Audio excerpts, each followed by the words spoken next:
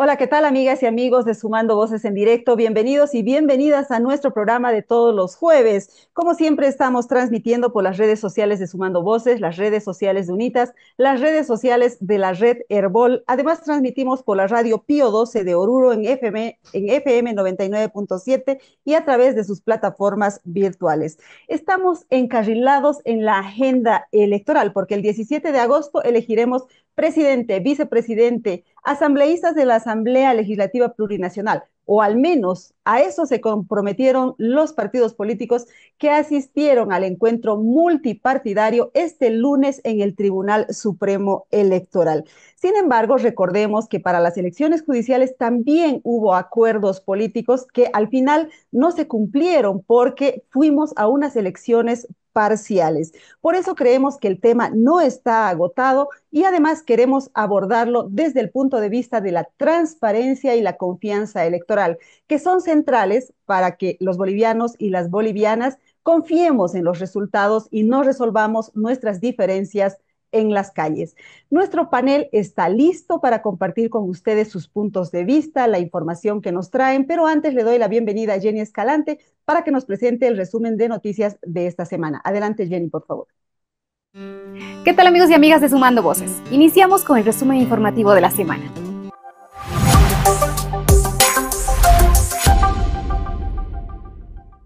Matan a un indígena. El asesinato del indígena Francisco Marupa ha causado una ola de indignación ciudadana, además de decenas de pedidos de investigación transparente y rechazo a la violencia en las comunidades indígenas.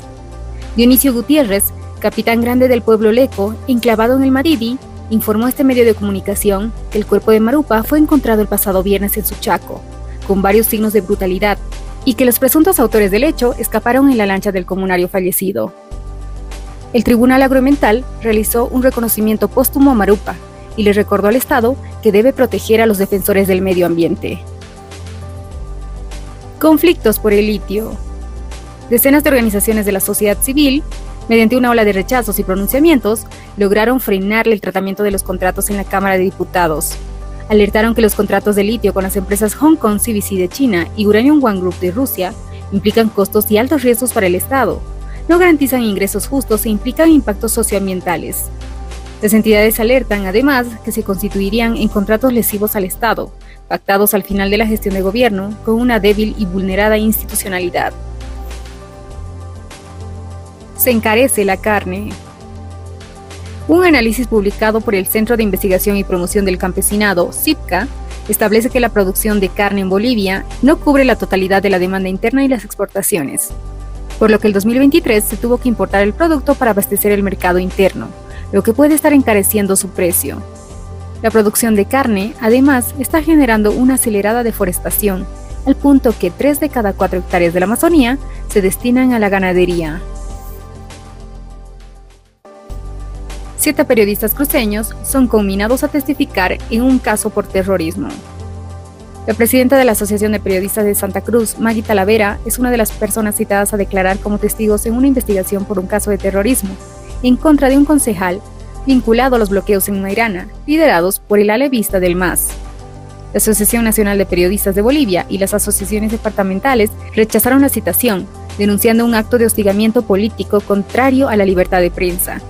El abogado Roberto Méndez anunció la defensa del secreto de fuente, amparado en la Ley de Imprenta y el Código de Procedimiento Penal, mientras que Talavera calificó la citación como persecución política.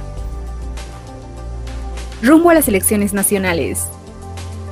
El tercer encuentro multipartidario e interinstitucional por la democracia, convocado por el Tribunal Supremo Electoral, resolvió que los órganos ejecutivo y legislativo coadyuvarán al órgano electoral a garantizar la realización de las elecciones generales, la reposición del sistema de transmisión rápida de resultados y el respeto pleno del principio de preclusión, que se traducirá en una ley que aprobará la Asamblea Legislativa. Hasta aquí con la información. No se olviden que pueden visitar nuestras redes sociales. En Facebook estamos como Sumando Voces Bolivia, en X como Sumando Voces Bo y en TikTok como sumando.voces.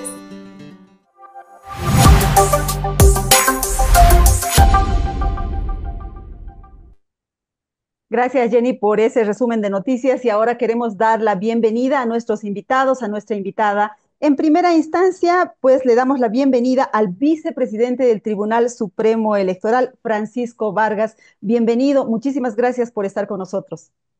Muchas gracias y muy contento de estar con ustedes en este espacio que fortalece sin duda la democracia en este país. También queremos darle la bienvenida a Carlos Toranzo. Él es analista político de larga trayectoria y muy respetado en nuestro medio. Bienvenido, don Carlos. Gracias, doña Mary, muy gentil por la invitación. Muchísimas gracias también a Sandra Verdugués. Ella es coordinadora de la OCDE. La OCDE es una iniciativa de la Fundación Jubileo que observa cómo va nuestra democracia. Adelante, Sandra.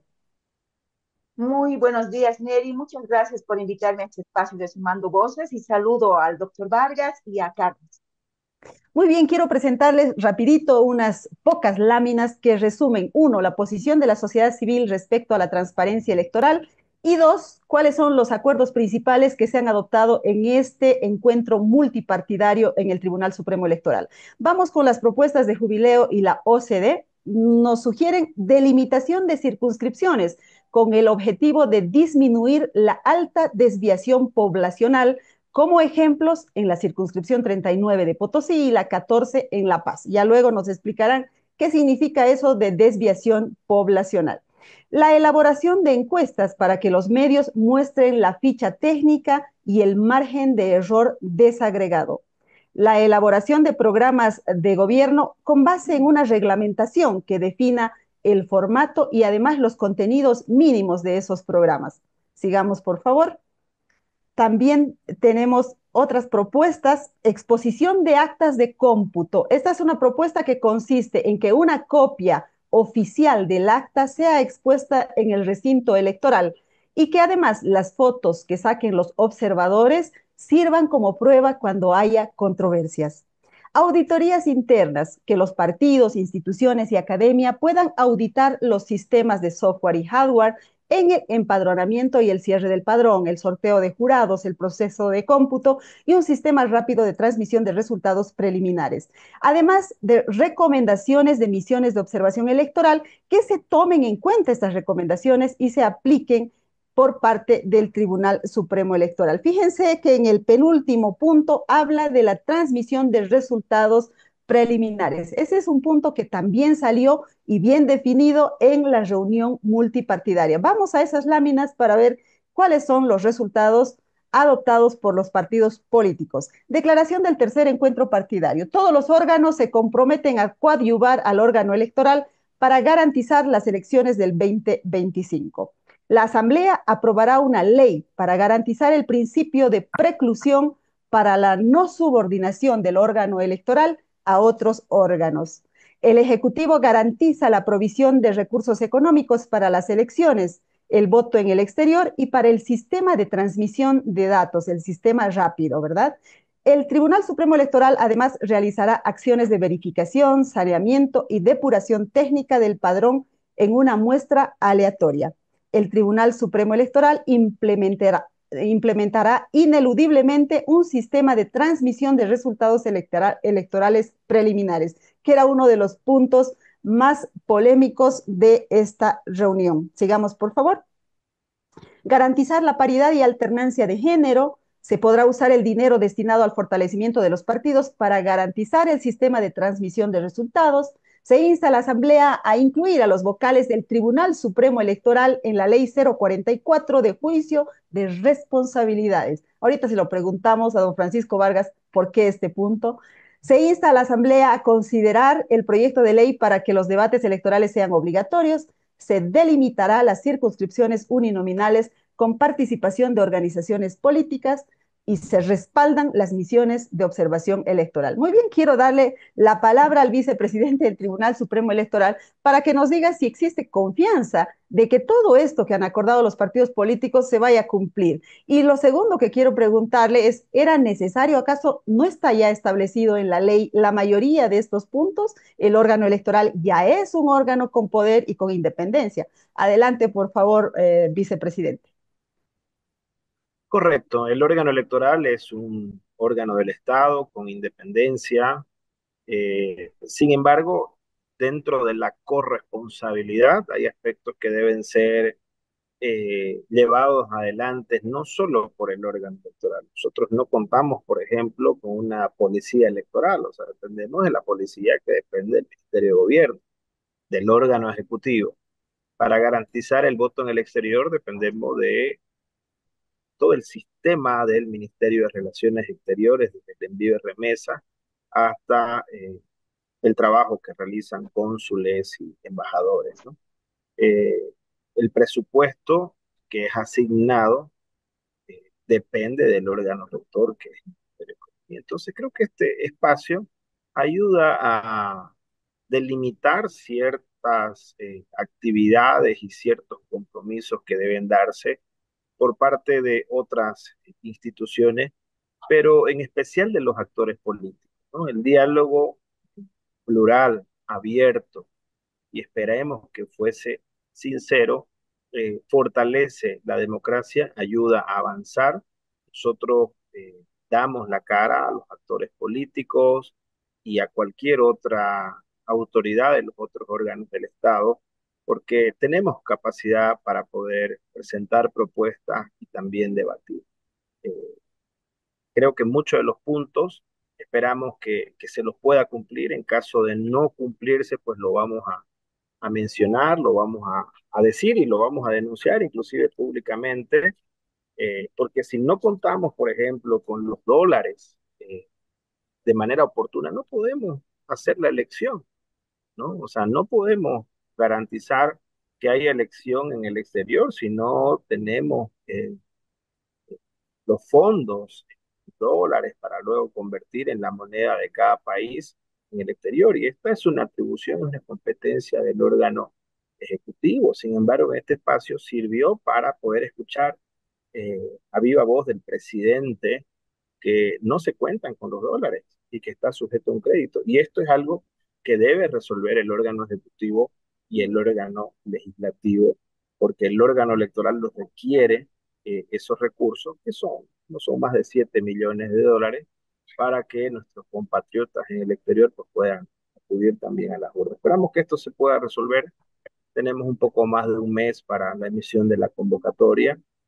No se ha convocado, esto se va a hacer los primeros días del mes de abril, y son temas que desde el inicio de año nos han preocupado, lo ha expuesto nuestro presidente en su discurso de inauguración del año electoral, y creo que esto ha servido para poder establecer, por lo menos de manera sincera, que no hay en este momento los dólares, que se requiere un crédito y que esto pues tiene que ser resuelto entre el órgano ejecutivo y legislativo para que se pueda garantizar el proceso electoral. Creo que ha sido un encuentro provechoso, importante. Siempre han habido espacios de diálogo en nuestro país, y creo que a partir de estos diálogos, estos acuerdos, pues se puede avanzar, ¿no? Antes de generar una crisis, creo que es importante el poder sentarnos eh, entre diversos, entre diferentes, poder escucharnos y poder plantear una ruta de trabajo en común.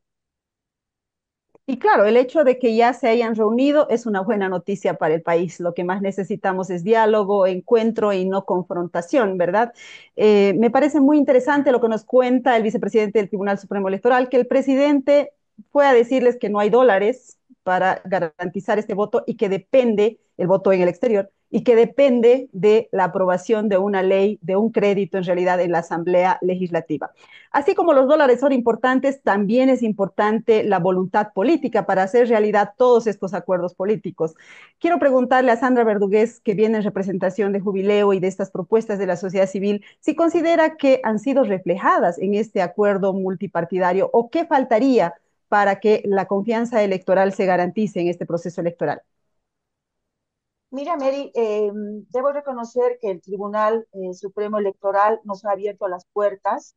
Hemos tenido ya una primera reunión en la que equipos técnicos han escuchado nuestras recomendaciones. Hemos podido, en una primera reunión exploratoria, empezar a conversar sobre estos temas. Sin embargo, en la cumbre, sí nos hubiera gustado que se comenten estos temas, sobre todo porque tienen que ver con la transparencia y la confianza que la ciudadanía tiene hacia el órgano electoral. Hay una propuesta que nosotros estamos planteando que es muy simple, no le representa gastos al Tribunal Supremo Electoral y creemos que puede contribuir de manera muy, muy especial a la confianza y a la transparencia. Y es la exposición física de las actas de cómputo.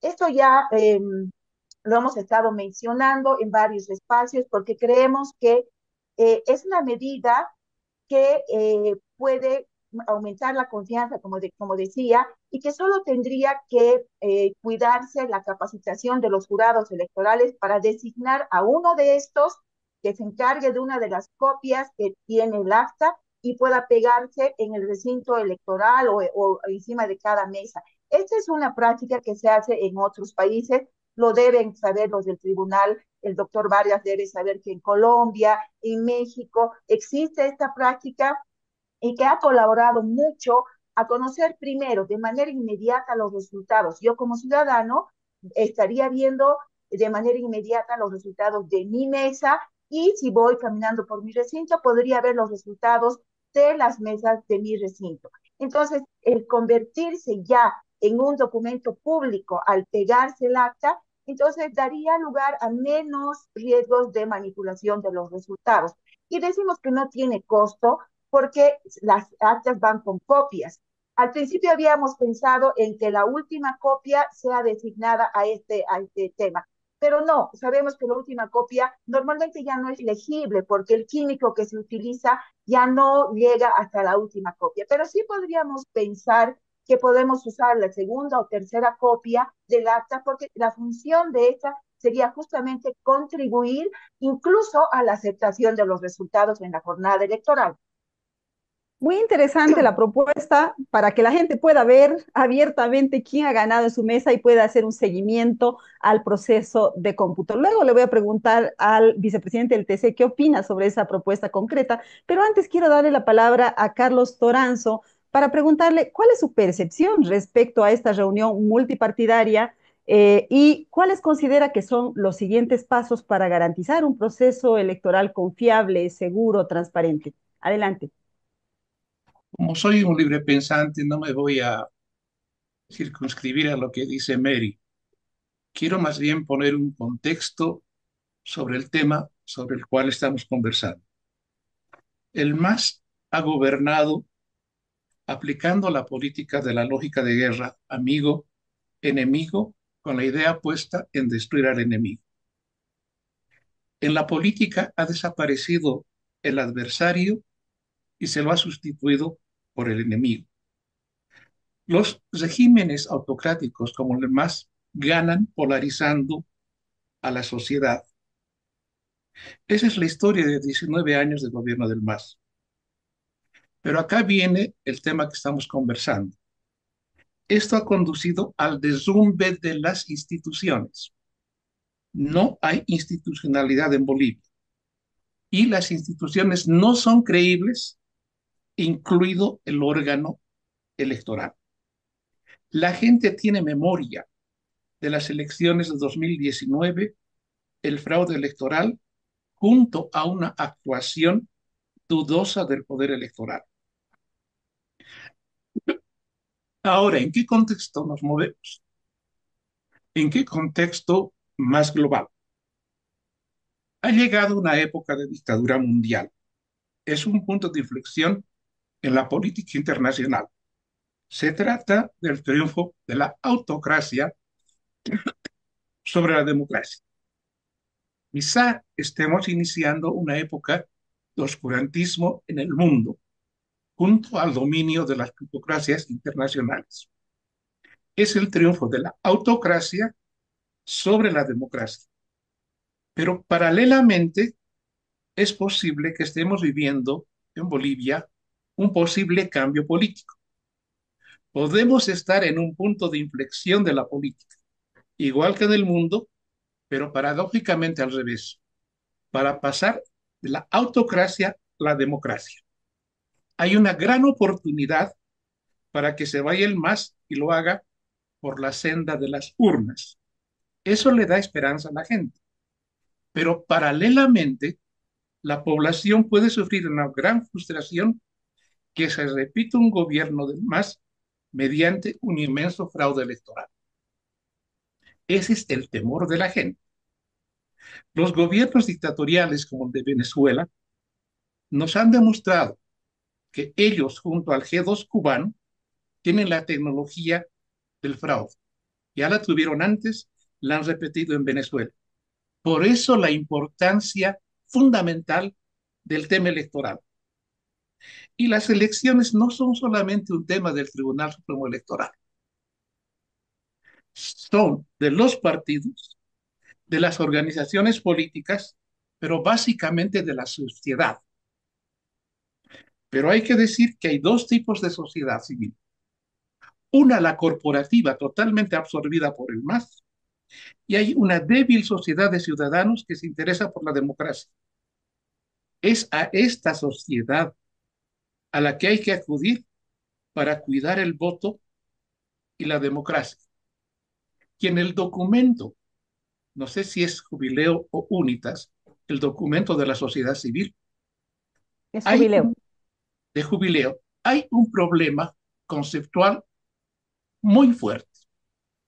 Y es que el documento dice que se busca mejorar la confianza en el Tribunal Supremo Electoral.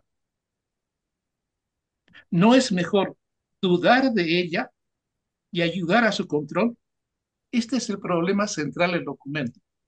Parecería una consultoría hecha por el órgano electoral y no por las organizaciones de la sociedad civil. Bueno, luego va a hablar Más, Sandra Berrugués y seguramente más, y va a responder esa voy a parte decir, tan... les voy a decir cuán minimalista es el documento respecto de lo que ha pasado en la cumbre que ha sido convocada por el órgano electoral. Ujú. Muy bien, luego le vamos a dar la palabra a Sandra para que responda sobre ese tema, pero antes quiero que sea el vicepresidente del Tribunal Supremo Electoral que nos hable de dos cosas. Uno, de la propuesta que hace Jubileo en concreto sobre el acta, pero segundo, también que nos haga un comentario y nos diga cómo se puede recuperar la confianza. Don Carlos Toranzo pone en la mesa del debate un tema de fondo estructural, que es el tema del deterioro de la credibilidad de las instituciones. Hace poco hemos presentado el Latinobarómetro, que dice que la confianza de los bolivianos en el Tribunal Supremo Electoral está en más o menos el 18% en el año 2024. Entonces, ¿les preocupa eso, doctor Vargas? ¿Cómo hacer para recuperar la confianza? Adelante, por favor. Sí, primero hay que preguntarnos si alguna vez ha existido confianza en el Tribunal Supremo Electoral, porque si hablamos de recuperar es devolver esa confianza. E inclusive yo me animaría a poner en tela de juicio el trabajo de la Corte Nacional Electoral. No, no por nada el proceso constituyente reforma y construye un órgano electoral. Y bueno, siempre ha habido desconfianza. En 2009 se desecha el registro de electores, se implementa el padrón electoral biométrico y creo que es un proceso de construcción. Creo que está en construcción la confianza en el órgano electoral boliviano, al igual que en muchos organismos de Latinoamérica, ¿no? Sin embargo, este Tribunal Supremo Electoral eh, es el único hasta el momento eh, y es el único que puede llegar a cumplir un mandato de 6 años.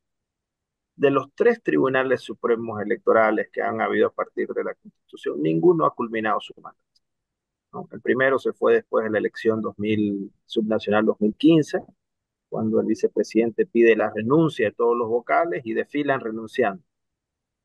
El segundo Tribunal Supremo Electoral renuncia o son cesados por la ley 1266 después de los hechos del 2019 y se emite una convocatoria y ingresa a este Tribunal Supremo Electoral en un ambiente diferente, con el gobierno de Yanine Áñez, con un acuerdo político en el que asume Salvador Romero como presidente, se llevan adelante las elecciones generales, las subnacionales, la elección judicial de manera parcial y ahora enfrentamos un desafío a la cabeza del doctor Acento Eiffel como presidente de la elección 2025, que sería el último proceso electoral que administrará este Tribunal Supremo Electoral. Entonces, este tribunal entró con Yanine Áñez, estuvo en el gobierno de Luis Arce y posiblemente tenga que asumir una elección y entregar credencial a otra presidenta, a otro presidente. Entonces creo que dentro de este tribunal, que puede tener algunos errores o desaciertos, creo que existe pluralidad, existe apertura y existe un antecedente de trabajo llevado adelante por personas como Salvador Romero, que van a permitir poder desarrollar este proceso electoral eh, con las condiciones de integridad que requiere un proceso electoral. Esperamos que eso suceda, ¿no? Nosotros nunca quisimos llevar un proceso parcial, pero lastimosamente era o llevar la elección parcial o era el otro día posiblemente estar procesado y encarcelado. Y claro, uno puede decir, bueno, o sea, uno tiene que sacrificarse por la patria, pero tenés un proceso electoral en curso en el que se tiene que valorar y preservar el bien mayor, ¿no? Entonces, estamos en un escenario en este momento de afrontar desafíos. Creo que a pesar de todo, el Tribunal Supremo Electoral se ha constituido en ese punto de encuentro con capacidad de reunir actores diversos y diferentes. Ha bajado de ser un tribunal y reunirse de manera horizontal para escuchar y para asumir decisiones en consenso. Y creo que eso es importante, ¿no? Si bien existe cierta desconfianza en algunos puntos que hay que trabajar, creo que ese es el reto que se tiene.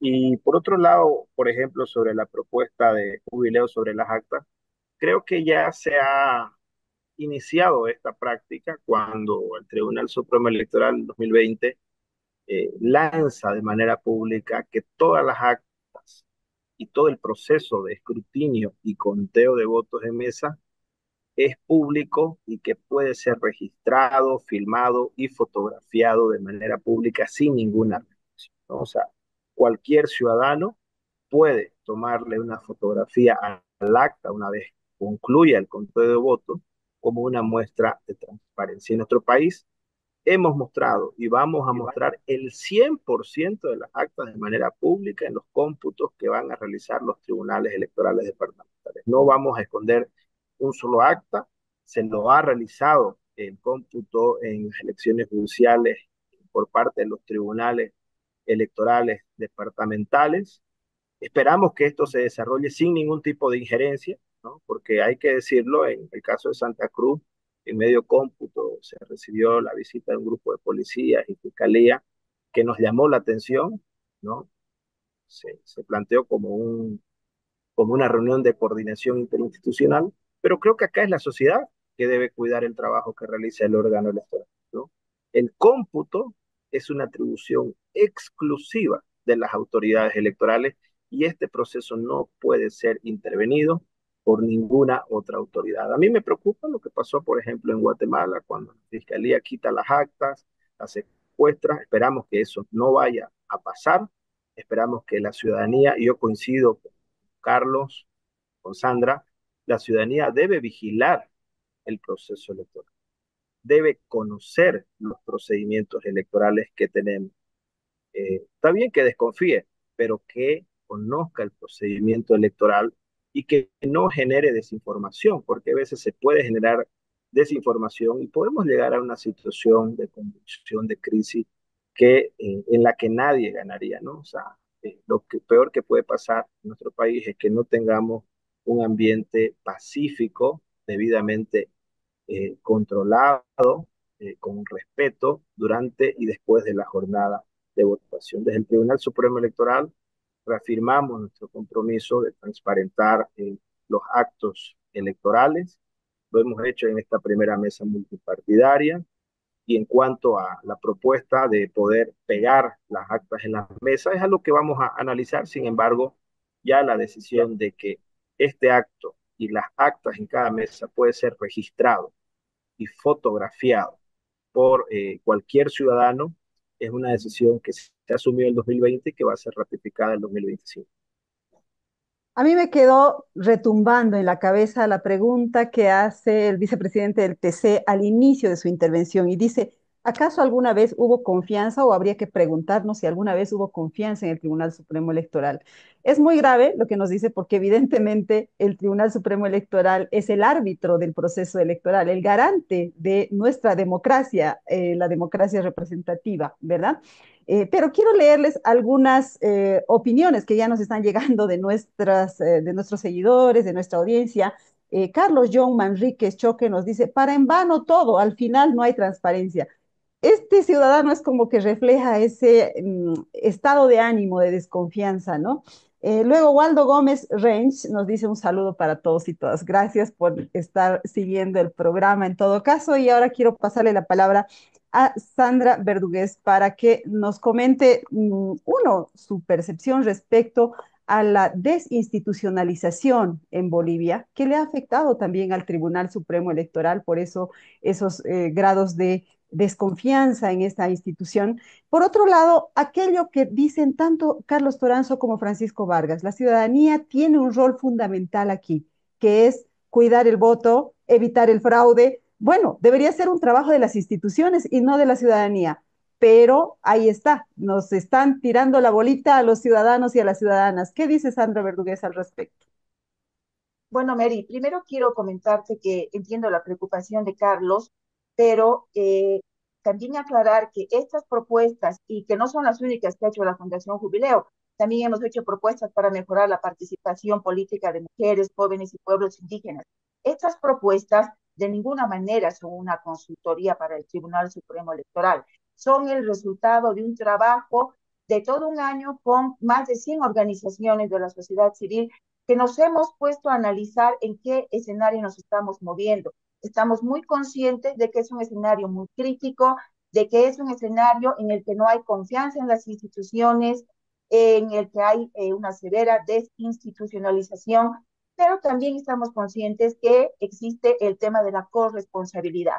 Nosotros pensamos que la ciudadanía tiene su parte también en los logros de un proceso electoral transparente, ¿no? El órgano electoral, y para comentar también lo que dice el doctor Vargas, no es que no haya tenido confianza en la historia, sí ha tenido confianza, ha habido épocas en la Corte Nacional Electoral en que los resultados no eran discutidos, la palabra de la Corte Nacional Electoral tenía mucha legitimidad, mucha confianza, y entonces no creo que sea cierta esa aseveración. Sin embargo, en todos los procesos han existido momentos más críticos y menos críticos. El actual momento es sumamente crítico. Podemos ir por el camino de solamente criticar o por el camino de también actuar y buscar, como en este caso de las recomendaciones técnicas, para que no se entienda este como un documento descontextualizado que nace por la ocurrencia de unas cuantas personas. Este documento tiene el propósito de encontrar en medio de muchas otras recomendaciones elementos concretos que nos permitan mejorar en este sentido la transparencia del órgano electoral. Hay muchos otros temas que deberían tocarse o podrían tocarse. Y como sociedad civil, seguramente si tuviéramos financiamiento, más apoyo, podríamos ir trabajándolos y de hecho lo estamos haciendo, porque no es un trabajo que se termina ahora, sino que va a continuar para el proceso electoral 2026. Pero en este punto, considerando el escenario crítico que estamos viviendo, hemos querido proponer de muchos otros 6 puntos que creemos que son concretos y que pueden arreglarse no pensando en el cambio de la normativa electoral, sino simplemente en la adecuación de los reglamentos que van a regir las elecciones de 2025. Entonces, creo que es un aporte que viene de un trabajo de bastante tiempo, que tiene la intención de ser constructivo, que no tiene la intención de trabajar para el Tribunal Supremo Electoral, sino con el Tribunal Supremo Electoral. Vuelvo al tema de la corresponsabilidad. Y si nosotros logramos que los temas de la sociedad civil se los plantee y se los escuche, creemos que ya es un gran avance. Muy bien, ahí está la posición entonces de Jubileo respecto al documento que ellos han presentado y quiero seguir ahondando el tema de la institucionalidad de la democracia con Carlos Toranzo. Este último informe de Latinobarómetro sobre el 2024 también señala que la satisfacción en la democracia boliviana está en el orden del 10%. ¿No? Probablemente la gente está descontenta con los operadores, con las instituciones. ¿Qué dice Carlos Toranzo? ¿Cómo hacer para recuperar esa confianza que está tan venida menos respecto a la democracia? Porque, bueno, si algo parece que hay consenso, digamos, en niveles intelectuales, ciudadanos, es que la democracia es el mejor sistema, pero resulta que la gente incluso desconfía de su propia democracia. Adelante, Carlos Toranzo. El corazón, el núcleo de toda democracia es su órgano electoral. Todas las encuestas nos dan que la democracia en Bolivia es de mala calidad, sus instituciones, incluido el órgano electoral, es de mala calidad y con problemas de ausencia de credibilidad. Y para no ir a la historia muy atrás, esta sensibilidad de duda ha aumentado mucho en la percepción de la gente al entender que el Tribunal Supremo Electoral estaría dependiendo u oyendo mucho los planteamientos del Tribunal Constitucional Plurinacional, de ese grupo de autoprorrogados, que obligaron a una elección parcial. Ese es uno de los temas nodales de los últimos tiempos que aumentó una problemática de pensar qué pasa con el órgano electoral. Tan es así que el cuasi vocero Tawichi también duda mucho de algunas acciones del Tribunal Constitucional respecto de lo que tendría que hacer el Tribunal Supremo Electoral. Pero ahora vuelvo con Sandra.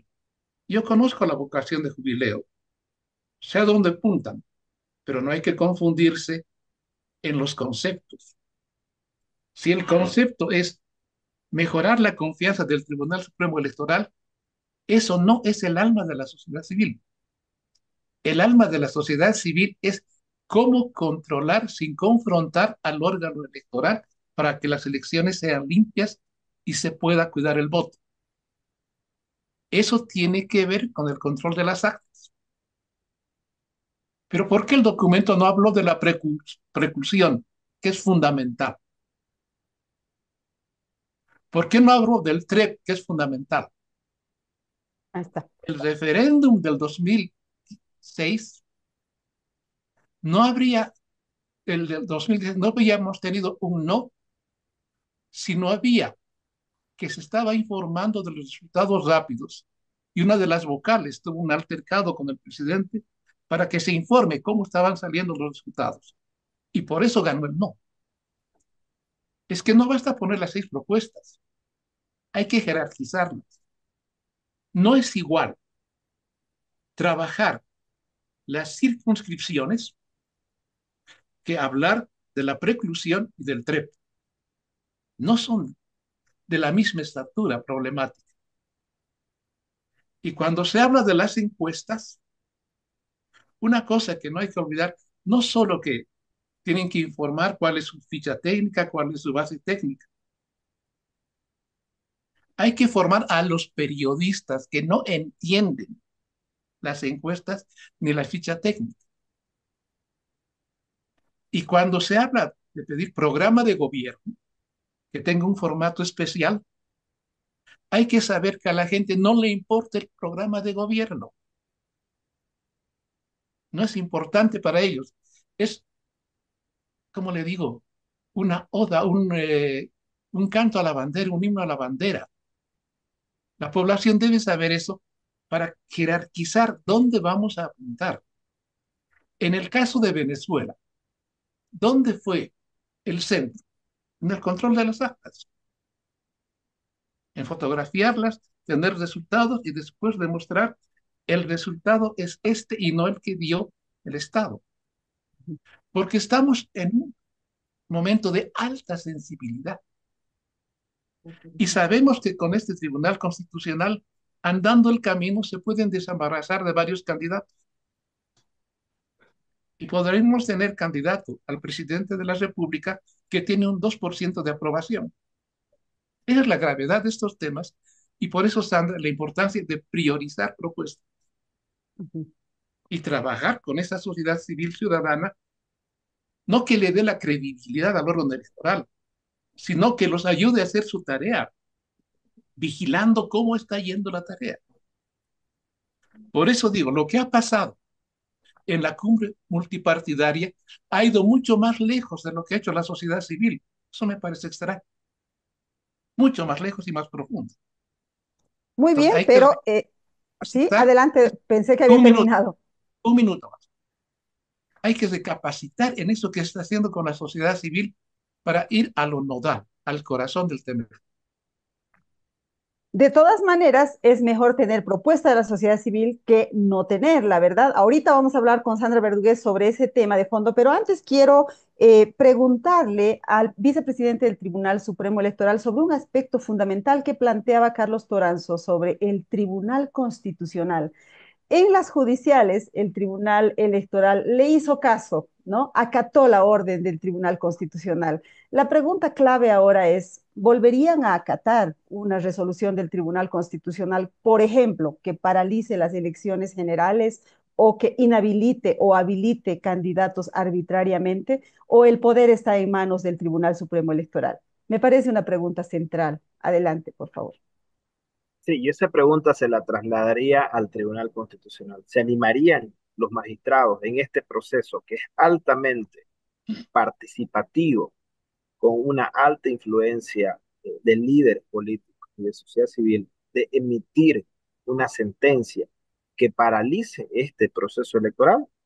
¿No? La pregunta es para ellos y ellos deberían responder. Eh, el órgano electoral seguramente va a asumir las decisiones, somos un ente colegiado, hemos valorado muchísimo, por ejemplo, el proceso que hemos tenido para definir si eh, hacíamos la elección total, parcial o devolvíamos todas las listas a la Asamblea y no hacíamos elección. Porque hemos insistido en que tenía que haber elección judicial desde el año 2023. El primer semestre del 2023 emitimos un pronunciamiento alertando los riesgos que conllevaban no hacer la elección en el plazo y en el tiempo constitucional, ¿no? Eh, Hasta el momento, muchas sentencias en las que no estamos de acuerdo, hemos tenido que cumplirlo para no romper el Estado de Derecho. Sin embargo, es algo que se va a analizar en su momento. Nosotros nos hemos reunido con el Tribunal Constitucional y hemos advertido. Y por eso en la mesa multipartidaria hemos planteado, la elección tiene que darse en el plazo y los tiempos oportunos. ¿Y por qué lo digo esto? La posesión tiene que ser el 8 de noviembre, una segunda vuelta el 19 de octubre y una elección el 17 de abril. Inmediatamente después de la posesión, poco más de un mes, culminan su gestión todos los miembros del Tribunal Supremo Electoral y la gran mayoría de los miembros de los tribunales electorales. Entonces, si no hacemos las elecciones en el tiempo oportuno, podemos llegar a una situación en la que no tengamos autoridades con legitimidad de origen en el órgano electoral, que culminamos el 19 de diciembre, en el órgano legislativo y en el órgano. Yo coincido que la sociedad no va a permitir una prórroga de ninguno de estos tres órganos del Estado y por lo tanto en este momento está eh, en juego es la continuidad de nuestro sistema democrático y por eso es tan importante este proceso electoral. Está en juego la continuidad de nuestro sistema democrático, nos acaba de decir el vicepresidente del Tribunal Supremo Electoral. Y bueno, recordemos cuál es el contexto de esta frase. El contexto es que tenemos un Tribunal Constitucional que está en su mayoría conformado por magistrados prorrogados. Por eso es la pregunta, la duda, la inquietud de la ciudadanía, en este caso de Carlos Toranzo, de preguntar si es que ellos van a tener alguna decisión respecto al proceso electoral, ¿no?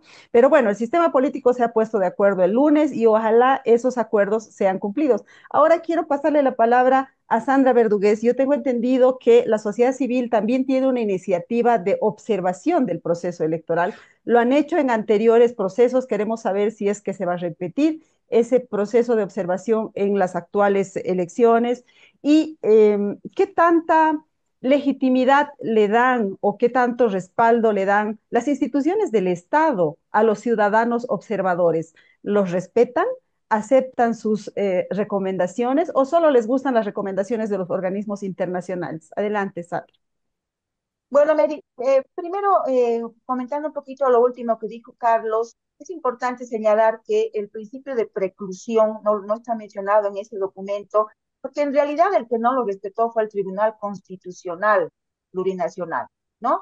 Entonces, ese es un tema en el que nosotros no hemos querido mencionar en el documento. Y sí tiene razón Carlos en que se deben priorizar los temas, pero estos temas han salido de las preocupaciones ciudadanas y de alguna manera las organizaciones que han trabajado con nosotros han definido qué temas vamos a tocar y ya las consideraciones que tiene cada uno de ellos esperamos poder hacerlas en las mesas técnicas que estamos pensando tener con los equipos técnicos del órgano electoral. Con relación a lo que dice sobre la observación, es muy importante, Mary, porque ya la OCDE ha estado trabajando en observación el 2020, 2021, 2024, y en cada ocasión hemos emitido informes al órgano electoral. Y sí, hay todavía una cultura que se está formando de la observación nacional. La gente está acostumbrada a ver siempre a las misiones internacionales de observación y hemos visto que el Tribunal Supremo Electoral toma más en cuenta las recomendaciones de estas misiones internacionales. Y lo que nosotros creemos es que estas misiones nacionales que actúan con, normalmente en nuestro caso, voluntarios universitarios que se capacitan y se comprometen y que no reciben ni un peso de pago, es mucho más legítima, tiene también cosas importantes que decir al órgano electoral, porque estos informes de la observación tienen recomendaciones, y estas recomendaciones tienen que ver con los procesos, y este documento de recomendaciones, las 6 recomendaciones, también tienen que ver con las recomendaciones que habíamos emitido el 2020, el 2021 y en ocasión de las últimas elecciones judiciales. Creo que es importante que la ciudadanía le dé más valor a la observación nacional, porque, como te digo, es más legítima, es la que vive realmente, además, hace observación desde el lanzamiento de la convocatoria del proceso hasta la jornada. Normalmente, la observación internacional tiene una observación de corta duración que es en la jornada, hace muy buen trabajo, pero son muy pocas las misiones que hacen el trabajo desde los 3 meses antes, quiero decir, desde la convocatoria, y va haciendo seguimiento a todo lo que el órgano electoral hace en base a su calendario. Eso es un trabajo que también se hace con gente voluntaria, con organizaciones que quieren apoyar y que están comprometidos en ver si todos los pasos que da el Tribunal Supremo Electoral y los tribunales departamentales están en el marco de la independencia. Bueno, esto realmente tiene que ir ganando espacio en la ciudadanía para que logremos ser escuchados primero los ciudadanos y también por el órgano electoral, especialmente en lo que se refiere a nuestras recomendaciones. Tan es así que no han tomado muy en cuenta las recomendaciones de los informes Mary, que por eso este documento también intenta en un formato muy corto, muy simple, para que realmente sea leído y fácilmente entendido, se ha entregado al tribunal y se está mostrando a la ciudadanía como preocupaciones que tiene el ciudadano hoy por hoy antes de las elecciones de agosto. Bueno, estamos hablando de preclusión. La preclusión, para quienes tengan dudas sobre ese concepto, es aquello que se ha obrado y ya no se revisa para atrás. En sencillo, es eso, que todos aquellos pasos que ha dado el Tribunal Supremo Electoral no debería revisarlos. Y sucede que eso ya está establecido en la ley. Entonces, por eso me parece interesante que lo estemos debatiendo y que de pronto haya entrado a la agenda pública cuando en realidad ya lo establece la ley. Carlos Toranzo, ¿qué significa eso? ¿Por qué volvemos a debatir sobre un tema que ya está legislado? ¿no? ¿Cómo podemos enfrentar eso? Eso es parte del deterioro institucional de nuestro país. Es como que necesitamos nuevas ratificaciones a aquello que ya existe en nuestra economía jurídica. Adelante, Carlos Toranzo, por favor. La Constitución Política de 2009, en un artículo transitorio, decía que Evo Morales no podía candidatear. Violó la Constitución. Tuvimos el referéndum. Ganó el no. Violó la Constitución. La ley es que los miembros del Tribunal Constitucional debían tener 6 años. La ley ha sido violada. Es que la ley no importa en los regímenes donde hay autocracia, Mary. No importa, no importa la Constitución. Únicamente se utiliza parte de la ley si te favorece y lo demás no se utiliza. Por eso, Sandra, son tan importantes los temas de contexto. No basta solo enfocarse como caballo cochero en lo electoral sin ver estos temas de contexto que son fundamentales. Sin hablar de la preclusión, tiembla el proceso electoral. Sin hablar de que no sean incorporados a la ley 044 los miembros del Tribunal Supremo Electoral, tiembla el proceso electoral. Y ustedes que trabajan con la sociedad civil tienen que tener la idea que no siempre Vox Populi es Vox Dei. Hace muchos años yo daba clases en la Universidad de México. En una sala contigua daba clases Cayetano Llobet y les preguntó a sus alumnos en qué continente estaba el reino de Liechtenstein y sometió a votación. Ganó que estaba en África. ¿Vox Populi Vox Dei? No. Hay que saber conversar. El ejercicio con la sociedad civil es conversar y no seguir a pie juntillas lo que te diga la sociedad civil. Si te dice hay que matar a quien asesinó, estás violando la ley. No va por ahí. Es esto lo que me ha causado ruido, Sandra, en el documento. ¿Sí? Estas cosas, porque no hay un contexto que me diga hacia dónde va.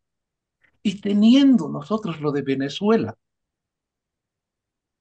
y sabiendo que el referéndum del no se salvaba sin santo Dios, por eso el contexto es importante la sociedad civil.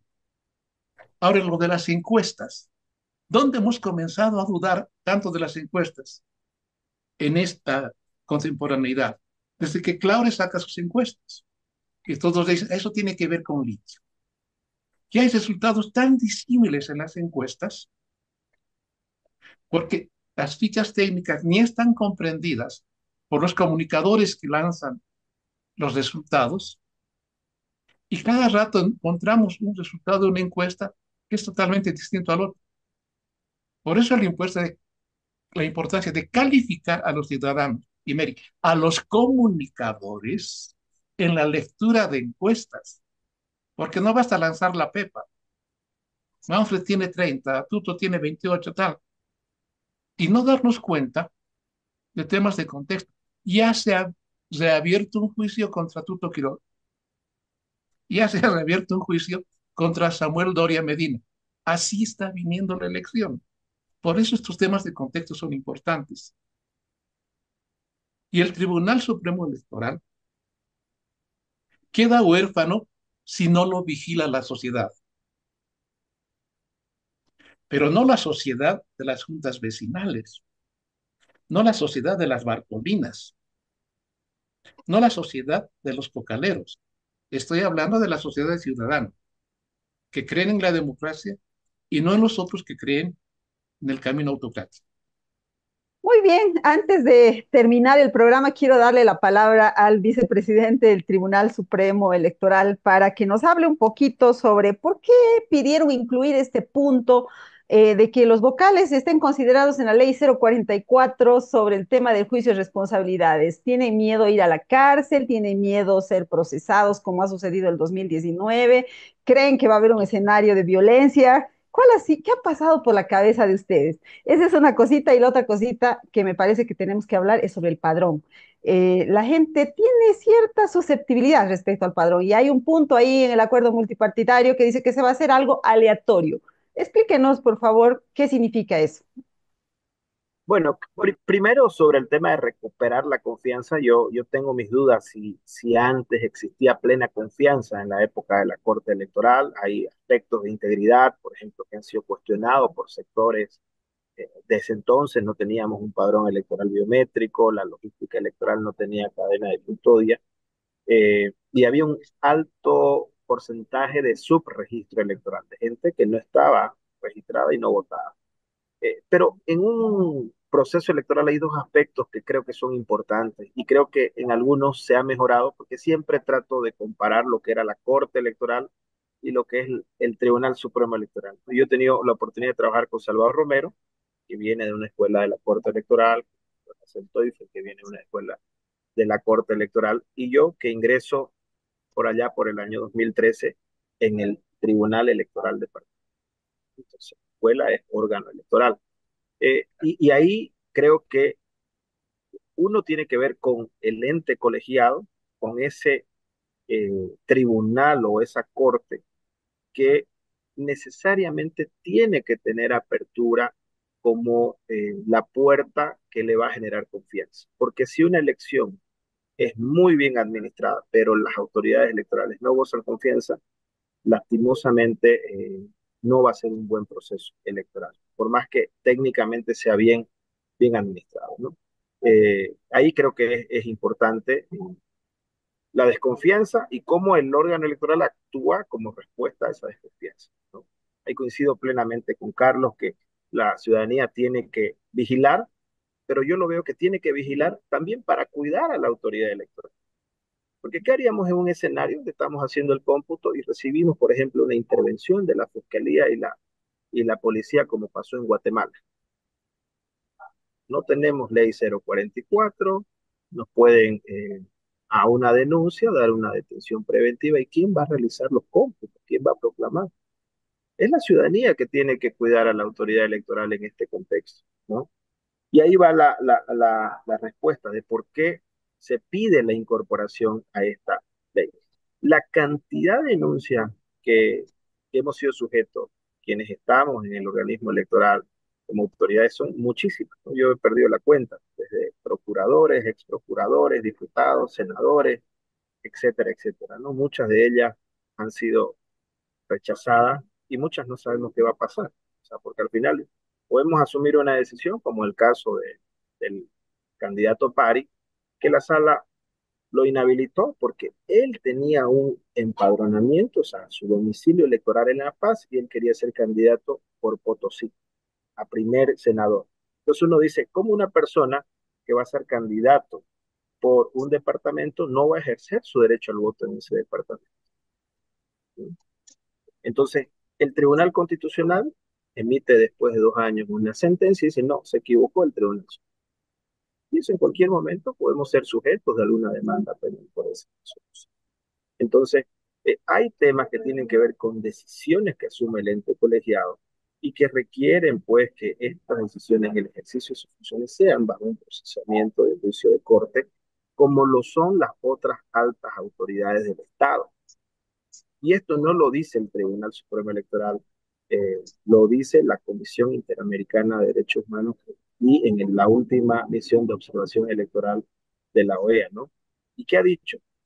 Se debe generar un procedimiento para el procesamiento a los vocales electorales equiparable a las demás autoridades del Estado.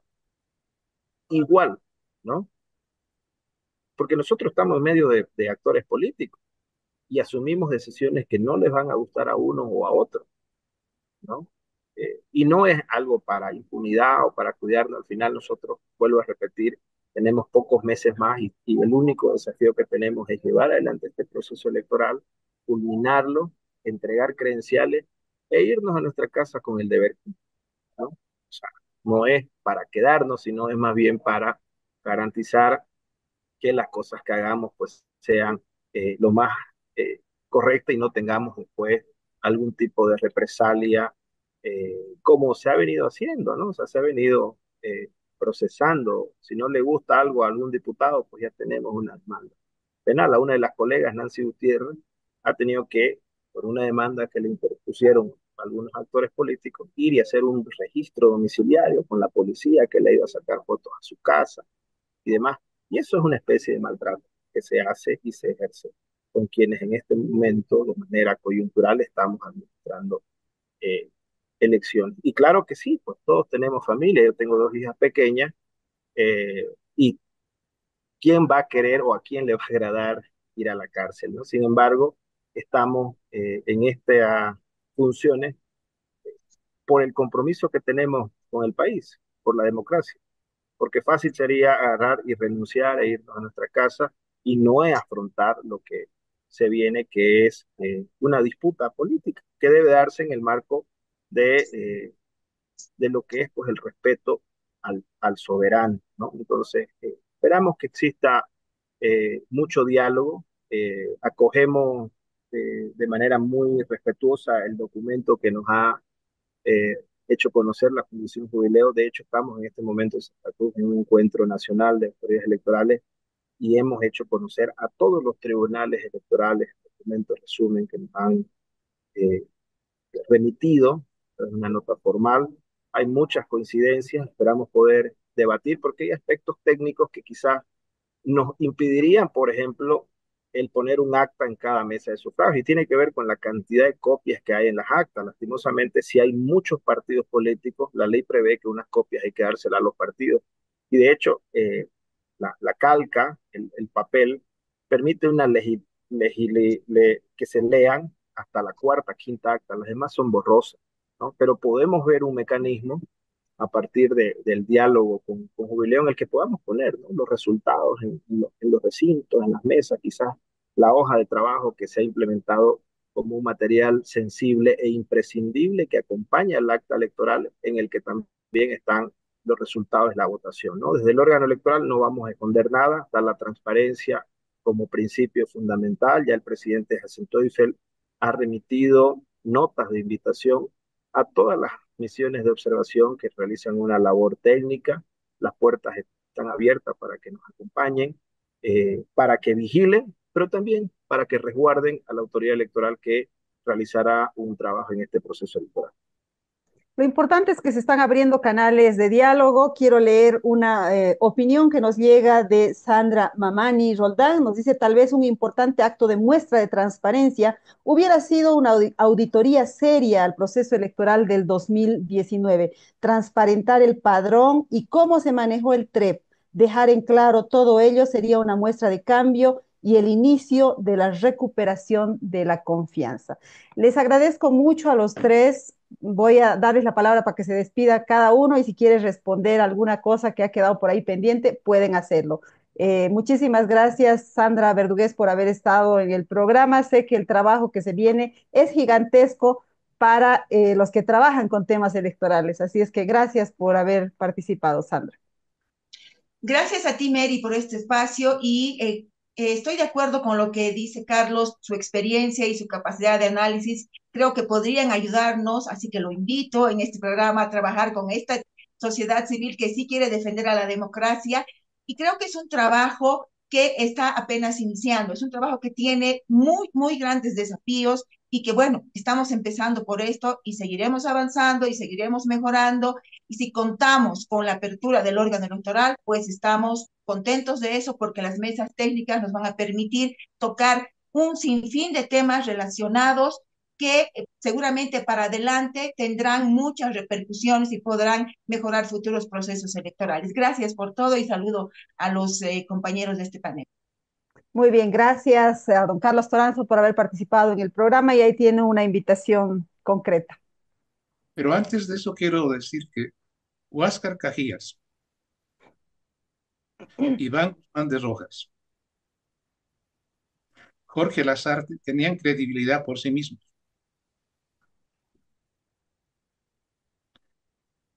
Vocales como Exeni, que hicieron la reglamentación de la ley de partidos y venían de la oficina de García Linera, o una ex vocal que salió a México junto a Evo Morales, no son la mejor recomendación para la independencia de un órgano electoral. Gracias. Y ahí tiene mucho que ver el sistema político, ¿verdad? Le agradecemos a el vicepresidente del Tribunal Supremo Electoral por haber estado aquí en el programa, por abrir espacios y canales de comunicación con la sociedad civil. Gracias. Muchas gracias. Nosotros totalmente abiertos para poder debatir. Creo que el debate fortalece la democracia, el intercambio de ideas. Recibimos con mucha humildad las opiniones de Carlos, de Sandra. Les invitamos a que nos visiten el Tribunal Supremo Electoral. Creo que la forma de poder contrarrestar la desconfianza es dando la cara, es con transparencia que debe regir y que, bueno, estamos nosotros obligados a cumplir como un principio rector para este proceso electoral. Tengan la seguridad que lo único que buscamos es que se lleven adelante las elecciones de manera limpia, justas, transparentes, competitivas y que se den en los plazos y en los tiempos oportunos. Ese es el objetivo que nos hemos trazado como organismo electoral. Muy bien, me quedo con esa frase. La única manera o una de las maneras de recuperar la confianza es dando la cara. Me parece un punto de partida interesante porque hemos perdido la costumbre de que las autoridades del Estado asuman su responsabilidad de hablarle a la ciudadanía a través de los medios, ¿verdad? Así que muchísimas gracias por este espacio, por haber intercambiado estas ideas. Muy amables. Les invito a seguirnos en nuestras redes sociales. Como siempre, nos encuentran en el Facebook en Sumando Voces Bolivia. Estamos en X en Sumando Voces Bo. En TikTok somos sumando.voces y nuestra página web es sumandovoces.com.bo. Somos un medio de la sociedad civil enfocado en derechos humanos, democracia y desarrollo sostenible. Con otro tema que le interesa a la gente, a la sociedad civil, estaremos el próximo jueves a las 11 de la mañana. Gracias por habernos seguido. Chau, chau.